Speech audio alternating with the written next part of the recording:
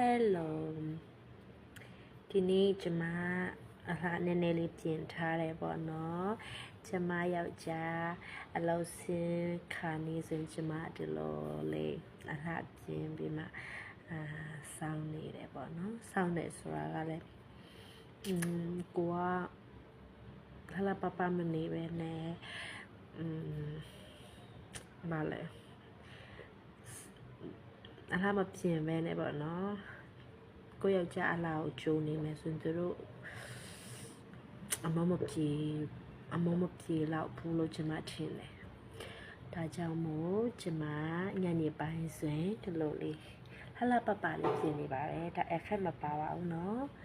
FM မပါပါဘူးရှင်ကျမအခါလေးပြင်ပြီးမှကျမယောက်ျားကိုစောင်းနေပါတယ်ယောက်ျားလို့ဆင်းလာပြီယောက်ျားရေးချစ်လာအောင်ဘယ်လိုနေရမလဲဆိုတာကိုနည်းနည်းပပလေးပြောပြသွားမယ်ပေါ့နော်ယောက်ျားတွေကသူတို့မိန်းမကိုလိုလိုက်အောင်ချစ်လာအောင်ပေါ့နော်ဘယ်လိုလုပ်ရမလဲဆိုရင်ကျမတို့အိမ်ရှင်မတွေကအိမ်မနေရင်တိတ်ပြီးကလေးတွေကစားစရာတွေနဲ့ရှုပ်ပွားနေတယ်ပေါ့နော်ဒါပေမဲ့ယောက်ျားလာခါနေဆိုအိမ်ဒီကိုတန့်ရှင်းအောင်ထားရမယ်ပြီးရင်ကိုကတကူကြီးတန့်ရှင်းအောင်နေရမယ်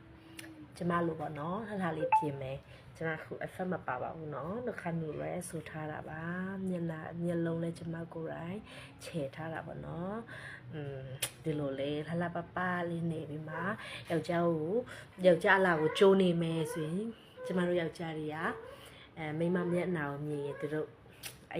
အမောပြေသွားတယ်ပေါ့နော်ယောက်ျားချစ်နီးလေးပါ